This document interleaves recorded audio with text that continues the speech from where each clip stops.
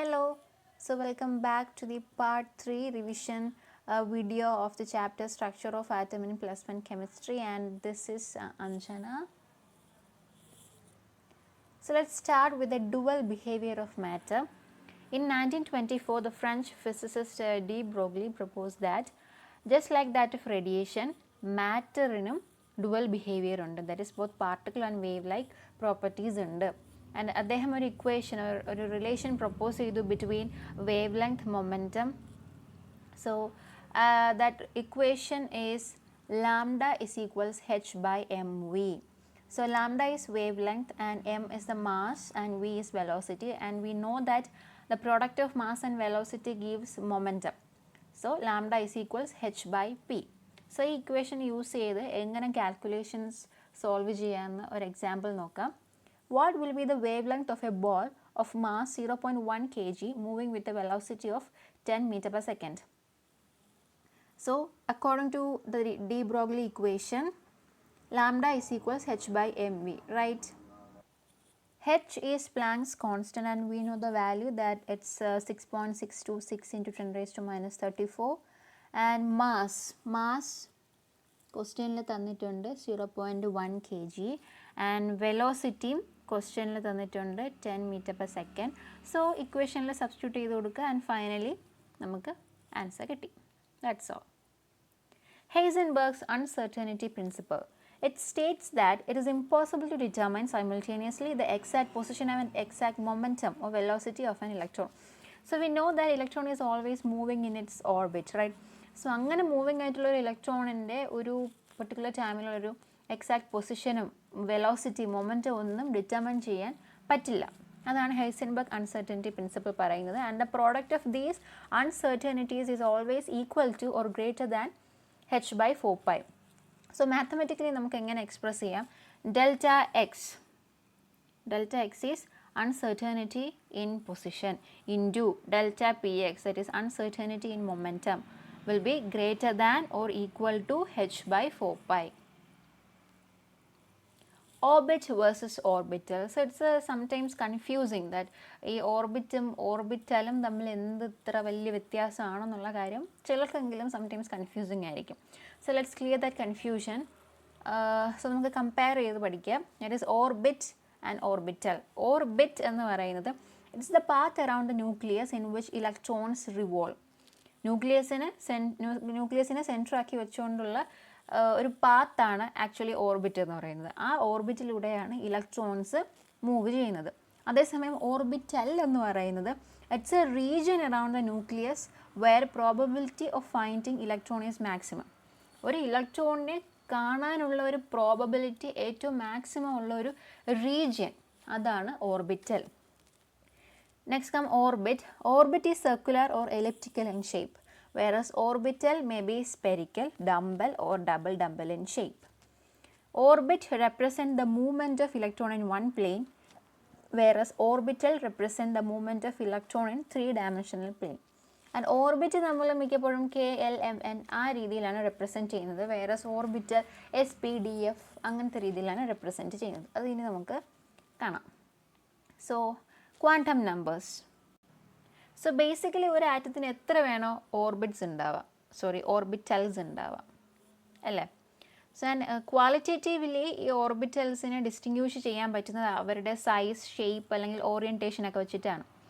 And atomic orbitals are precisely distinguished by quantum numbers. And ഒരു ഓർബിറ്റലിനെ designate ചെയ്യാൻ വേണ്ടിയിട്ട് 3 ക്വാണ്ടം നമ്പേഴ്സാണ് നമ്മൾ അത് യൂസ് ചെയ്താണ് ലേബിൾ ചെയ്യുന്നത്, like N, L and ML.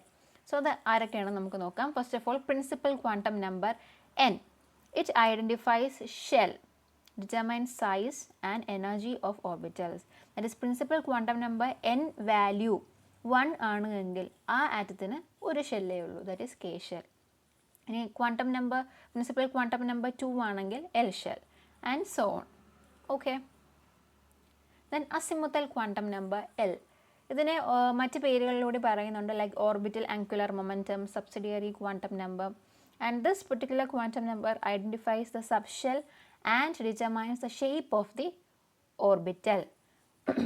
Principal quantum number ഷെല്ലിനെ ഐഡൻറ്റിഫൈ ചെയ്തു, അസിമുത്തൽ ക്വാണ്ടം നമ്പർ സബ് ഷെല്ലിനെ ഐഡൻറ്റിഫൈ ചെയ്തു. അപ്പോൾ n വാല്യൂ തന്നിട്ടുണ്ടെങ്കിൽ നമുക്ക് l വാല്യൂ കണ്ടുപിടിക്കാം. That is if n is given l value ranges from 0 to n-1. For say if n value 1 ആണ്, then value of l എന്തായിരിക്കും 0 to n-1, that is 0 to 1 minus 0, that is 0. And n is equal to 1, then l is equal to 1, then subshell notification എന്തായിരിക്കും 1s. You see that? Next, n is equal to 2 ആണെങ്കിൽ l values എന്തൊക്കെയാവാം 0 to n-1, that is 0 to 2 minus 1, that is 0 to 1. അപ്പോൾ n2 അപ്പം l can take 2 values, that is 0 and 1. So n2 ഉം l 0 ആണെങ്കിൽ that is 2s. n2 ഉം l1 ആണെങ്കിൽ it's 2p. Similarly, n3 ആണെങ്കിൽ l can take 0, 1 and 2, that is 3s, 3p and 3d. Okay, this is the significance of azimuthal quantum number. Next come magnetic orbital quantum number ml, and this gives the information about the spatial orientation of the orbital. And if the value of L is given, we can find the value of ml with the formula 2l plus 1. So n value തന്നിട്ടുണ്ടെങ്കിൽ l കണ്ടുപിടിക്കാം, l തന്നിട്ടുണ്ടെങ്കിൽ ml കണ്ടുപിടിക്കാം. So ആ ഒരു formula 2l plus 1. അപ്പോൾ എല്ലിൻ്റെ value 0 ആണെങ്കിൽ mlൻ്റെ value എന്തായിരിക്കും 2 into 0 plus 1 is equal to 1, that is 1s orbital. L is equal to 1 ആണെങ്കിൽ mlൻ്റെ വാല്യൂ എന്ന് പറയുന്നത് 2 into 1 plus 1, that is 3.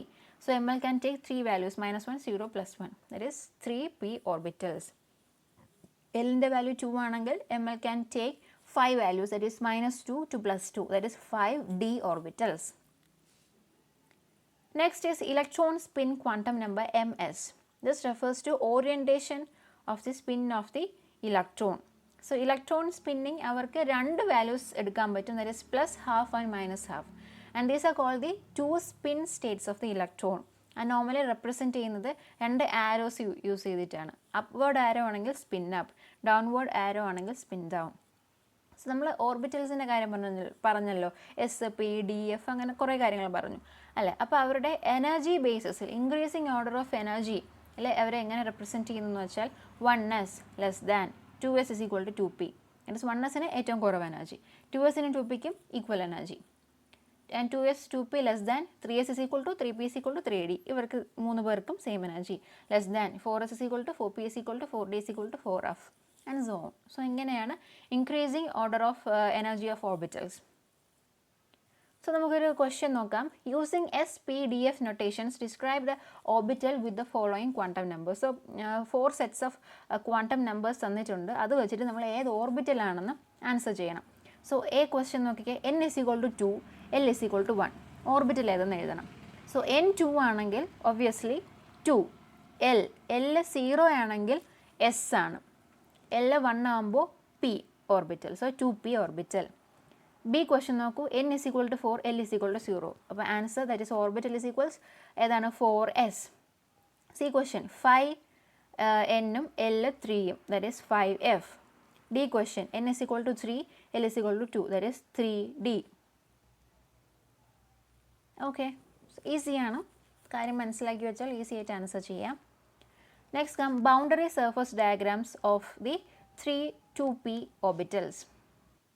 So boundary surface diagram is a representation of shape of orbital, and 2p എന്ന് പറയുമ്പോൾ അവിടെ principal quantum number value n എത്രയാണ് 2, azimuthal quantum number l value എത്രയാണ് 1 അല്ലേ. And in case of this ഇവിടെ എന്ന് പറയുന്നത് 2 lobes ആയിട്ടാണ് പി ഓർബിറ്റൽ റിസൈഡ് ചെയ്യുന്നത്. ആൻഡ് ഇതൊരു 3 ഡയമെൻഷണൽ റെപ്രസെൻറ്റേഷൻ ആയതുകൊണ്ട് തന്നെ X Y and Z axis ഉണ്ടാവും. ആൻഡ് ആ സെൻറ്റർ ഒറിജിൻ പോയിൻ്റ് ഉണ്ടല്ലോ, അതാണ് ന്യൂക്ലിയസ്. ആൻഡ് എപ്പോഴും പി ഓർബിറ്റൽസിലെ ഈ ലോബ്സ് സെൻറ്റർ ഒറിജിൻ ആയിട്ടുള്ള ന്യൂക്ലിയസിൽ കൂടെ ആയിരിക്കും പാസ് ചെയ്ത് പോകുന്നത്. അപ്പോൾ 2px ഓറിയൻറ്റേഷൻ ആണ് എങ്കിൽ അത് ആ ഒരു lobes of P orbital will pass through the X axis. Okay, then 2py ആണെങ്കിൽ y ആക്സിസിലൂടെ, ആൻഡ് 2pz ആണെങ്കിൽ z ആക്സിസിലൂടെ. So it's that. സോ ഇനി കുറച്ച് വേർഷനും കൂടെ നോക്കാനുണ്ട്, അതോടുകൂടി ഈ ചാപ്റ്റർ നമ്മൾ അടിപൊളിയായിട്ട് പഠിച്ചു കഴിയും. So stay tuned. Thank you.